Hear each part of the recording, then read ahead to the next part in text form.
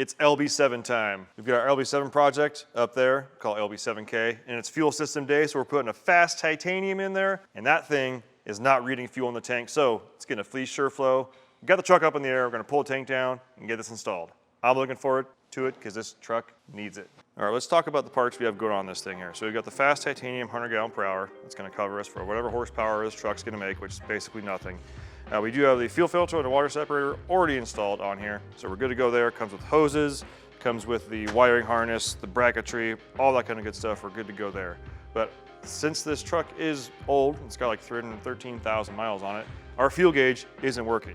And well, since we're installing the FASS, we're gonna drop the tank and put this SureFlo in there, which is just a sending unit, doesn't have a pump in there or anything, but that's gonna allow us to get a new sending unit in there so we can actually read how much fuel we have in the tank, which is obviously very important in a truck, because if you don't have fuel, you're not going anywhere. So that's what we're putting on there. We've got our instructions on our phone. We use the QR code, so we're good to go there. Thanks, FASS. Yeah, it's moving along. As you can see, we're getting started by putting the pump up there, which is step 3 in the instructions. Standard dude attitude, we're about the pump first because that's what we feel like doing. But we got our bracket. It's gonna utilize one of these bed bolts right there, and we'll be mounting up just like that.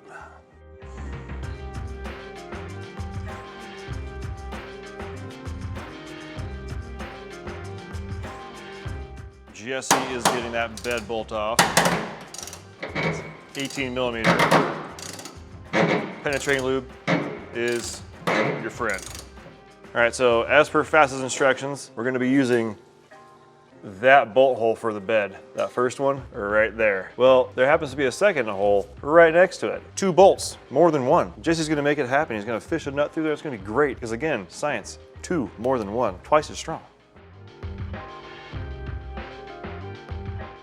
Okay, as per instructions, since we're going in the order that we want to, we've got the truck side bracket put in there, and we've got the pump side bracket put on. Now we need to get the fittings put on there for our hoses and such. So Jesse's getting that going.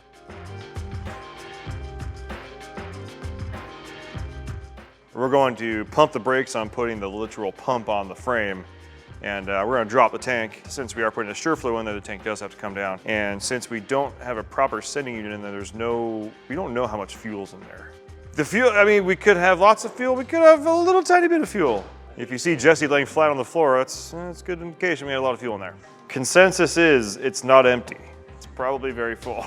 We never know how much fuel's in it, so we're consistently just like, I don't know, top it off. Perfect. This is gonna be fun. So we got the tranny jack in place. Tank is getting ready to come down, but we are going to throw a strap over the top. That way we don't have any kind of, things don't get a little western on the way down, if you know what I mean. So Jesse's got the lines disconnected from the top of the fuel tank to this guy right here. We'll start bringing it down.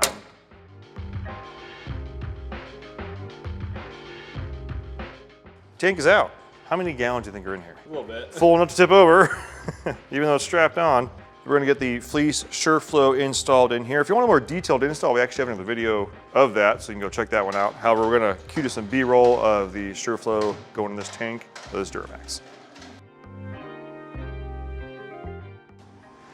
If you were wondering, Fleece includes the special tool to disconnect these lines.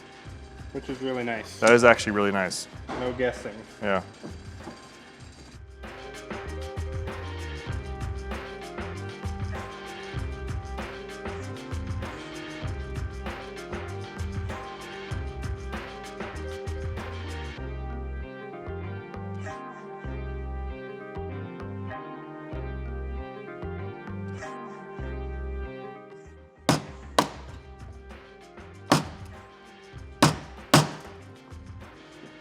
All right, so we got the Fleece SureFlo in.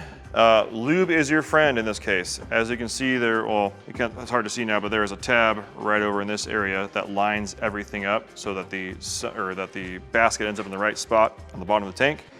Putting this lock ring on, second pair of hands definitely helps, but make sure you lube up the SureFlo itself, the O-ring, and the tank. You don't want that O-ring binding at all in there because it'll make your life not fun. As you can tell, we're both more dirty now. Lube is your friend. As far as lines go, again, this can be put on the truck without a FASS on there, just with your stock lines. Stock lines attach right here. You got another line attaches right there. If you're running something else, let's say you have a larger feed and return line, these fittings can be changed out for whatever you need. We are gonna call it a day right now because it's time to go home, but we're gonna pick this back up tomorrow. Day 2. Jason's been out here working real hard. Me and the camera guy got swamped with other stuff. So as you can see, the tank is back in the truck. We got all the lines ran properly and just got the harness all set up there. We do have our return set up. Camera guy, if you can see this, right up there. Goes into the filler neck. We're gonna be good to go there. We've got the lines ran all the way underneath the hood, so that's good. And like I said before, we got our harness ready to rock. Everything's all zip tied up nice and tight. We're gonna get finished getting the tank put in, and then we have to prime the system, or then we have to hang said pump on our bracket right up there. Then we can finish putting it all together and start priming and maybe start driving. Little known, maybe not little known fact, but since Duramaxes don't have a lift pump from the factory, and not that we're after power with this, but the CP3 has to pull double duty. So not only does it have to pull fuel from the tank, but it has to pressurize it from the rail. So before you do any power modifications, we recommend putting a lift pump on the truck, mostly because that allows you to basically free up that CP3. It's no longer pulling double duty. At that point, it's getting nice, clean, pressurized, and the proper volume of fuel fed to it. So all it needs to do is pressurize it for the rail, which in turn usually frees up around 30 to 50 horsepower. So pretty excited. I mean, this thing's already low on horsepower because it's old and has a ton of miles on it, but yeah. 20 years old. Yeah, it'll be nice to see if it wakes it up at all. All right, we're getting ready to run our hose up to the front, and then we're gonna take a look at the way that Jesse ran the electrical and underneath the hood, so yeah. So we're getting the pump mounted up, and we're going to tuck it up out of the way so you can't see it while we're driving. I'm looking at you, guy.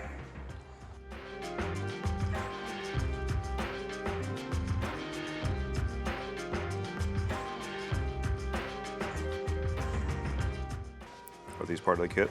Yes. And a fuse? Yes. And then we're going to pick a fuse here with a test light and figure out which one's ignition power that we can use our handy dandy fuse tap to tap into. Gotcha. And that's already plugged into the pump? Yes. So we should probably prime that before we start picking a fuse for 12 volt on, because it's probably gonna turn on. Well, no, we can pick the fuse before it plugs in. Okay. This is all actually very exciting, even though the tone doesn't sound that way. Sorry, we all just had our snack time.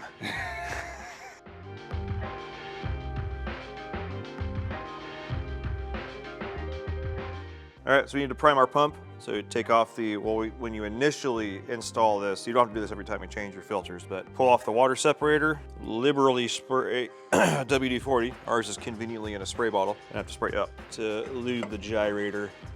So the other thing you usually do is the filter above the pump, or like the last one before the fuel goes to the truck. If you crack that loose as the key goes on, so it'll pull the fuel from the tank through the fuel filter, through the bulkhead of the pump, and then into the water separator, and then up to the pump. So you're basically trying to get the air out of the system, so you're gonna crack the water separator loose, and as he primes it, you'll hear the tone change. And that basically means that the fuel has now hit the gyrator, pump, and, and then you quickly tighten that filter up so you don't take a bath in diesel, which is probably gonna happen anyways. Okay, turn it on. There it was. That was the tone change. I can feel it going in the water separator now. I can hear it returning back to the tank too. Okay, I mean, we can start if you want.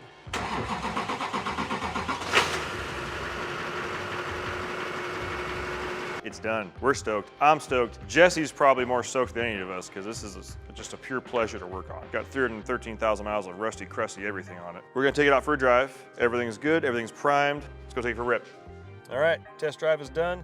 Everything went well. Really enjoying the FASS on there. Throttle response is actually quite a bit better, but it's gonna wrap this episode up. We got more stuff coming up, so make sure you catch the next episode. We'll see you on the next one.